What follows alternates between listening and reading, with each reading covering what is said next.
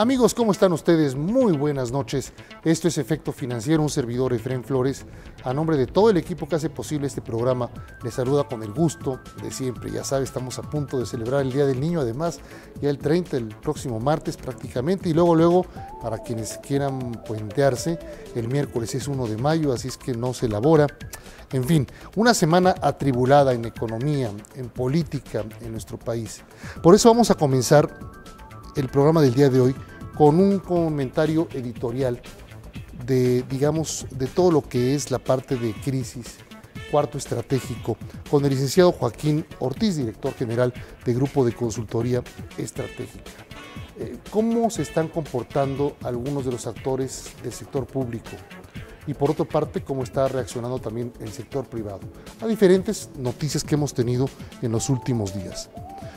Tendremos una entrevista con Juan Avellán, el presidente, el CEO y consejero delegado de Telefónica México, para platicar con él acerca de la nueva oferta comercial de Telefónica a nuestro país. Vienen con planes, propuestas muy agresivas. Va a ver usted todo lo que ofrece Telefónica. Y también tendremos una entrevista con Eduardo González. Él es el director de sustentabilidad de Cementos Mexicanos. Vamos a platicar con él acerca del reciclaje de residuos sólidos inorgánicos, o FIRSU. Tuvimos la oportunidad de platicar con él ahí durante el encuentro de la Universidad del Medio Ambiente, en plena zona bellísima del Parque México, aquí en la Ciudad de México. Así es que tendremos muy buenas escenografías, muy buenas imágenes para ustedes, y además la voz experta de Eduardo González en materia de reciclaje inorgánico. Esto y más para ustedes aquí, en Efecto Financiero. Pues uno de los temas más importantes a los que nos hemos enfrentado en las últimas semanas en manejo de crisis, pues es justamente los conflictos sociales. Y los conflictos sociales, por ejemplo, el CETEG, y en su momento Morena, y en su momento Atenco, y en su momento otros grupos que se han radicalizado con el tiempo, pues lo que hemos visto es que se han convertido no solamente en un problema que se opone y que se manifiesta para el manejo de situaciones que permiten bloqueo de carreteras, bloqueo de calles, marchas, manifestaciones. Lo que es interesante de estos movimientos, además de que hay que saber manejarlos y hay que saber conducirlos y hay que saber llevarlos para no caer en una provocación, para no caer en una situación de uso extremo de la fuerza, es cómo se desactivan. Entonces, el enorme reto que tiene hoy el gobierno del Estado de Guerrero y el Estado mexicano, entendido como la entidad que tiene que ser responsable para manejar y desactivar estos problemas, es cómo conducir la negociación, si es que puede haber negociación con un grupo cada vez más radical, y llevarla a un punto en donde en la propia negociación el grupo se desactive y ya no bloquee y se vean satisfechas sus demandas y sus necesidades a partir de un pliego petitorio, a partir de lo que el grupo pide. Y todo esto suena en la teoría muy, vamos a decir, fácil, pero en la realidad lo que estos grupos justamente no quieren es ser desactivados.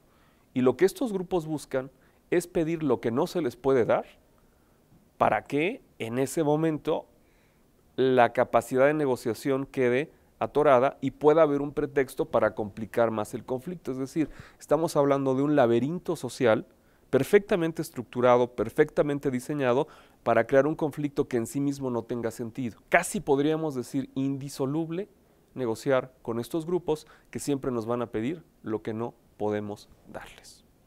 Joaquín Ortiz, director general de Grupo de Consultoría Estratégica. Todo lo que acabas de decir es muy cierto. Ahora, el reto es cómo resolver todo esto para desactivar focos que vayan en contra del Estado mexicano sin provocar un malestar mayor en el Estado nacional, en el Estado mexicano. Mira, es un reto enorme, Efraín, es un reto enorme porque, como bien lo dices, son grupos que van a través de un proceso acumulativo de subgrupos y al final tenemos tal vez no podamos decir que es un movimiento legítimo, pero sí es un movimiento que se convierte en algo muy incómodo porque tiene aparentemente bases sociales, tiene un discurso, tiene un liderazgo rotativo, es decir, siempre los líderes querrán consultar a las bases que son, no sabemos quiénes, pero se legitiman en un supuesto acto democrático. Tienen la capacidad de infringir la ley, bloquear carreteras, bloquear vías de comunicación federales, entorpecer la vida de una ciudad, y además se dan el lujo, por decirlo así, de establecer un modelo de negociación aunque violen la ley. Entonces es un sistema de provocación muy bien armado, bien estructurado y bien pensado. Entonces el interlocutor en este caso, que puede ser la Secretaría de Gobernación, o puede ser el gobierno del estado, o puede ser la Policía Federal, primero tienen que evitar el uso de la violencia. Sí hay que privilegiar dos tipos de diálogos. El diálogo sobre el plantón, la marcha, la incomodidad ciudadana que vivimos todos, privilegiar el respeto a la ley y establecer un entorno de negociación o de intercambio de ideas, porque esto no es un diálogo, en donde se pueda ver cuál es el origen de esas demandas. Tú te acordarás hace muchos años del Barzón, también otro movimiento social que surge a partir de la cultura del no pago.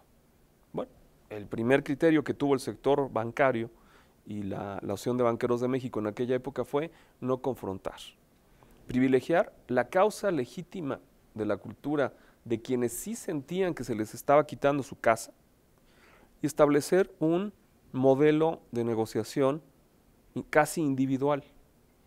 Aquí tiene que haber un modelo de negociación que permita dar un cauce de salida, si es que existe, a una propuesta legítima por parte de estos grupos.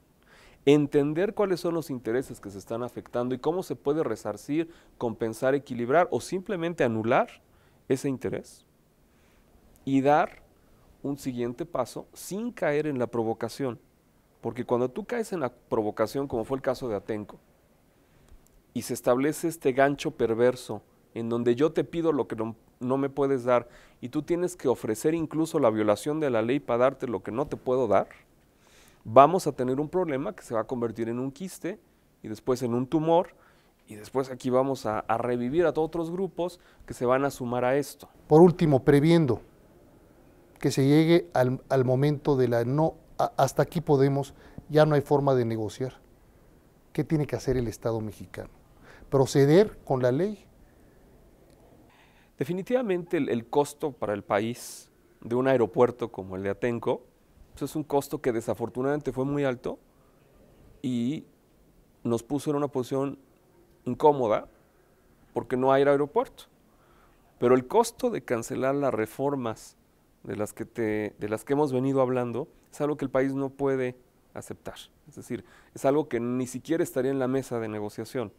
Las reformas se van a hacer, pueden ser mejorables, se pueden incluir las propuestas de aquellos que no estén de acuerdo con ciertos temas, se puede tener un diálogo propositivo sobre lo que se puede hacer, pero ese diálogo se tiene que construir sobre una base de realidad.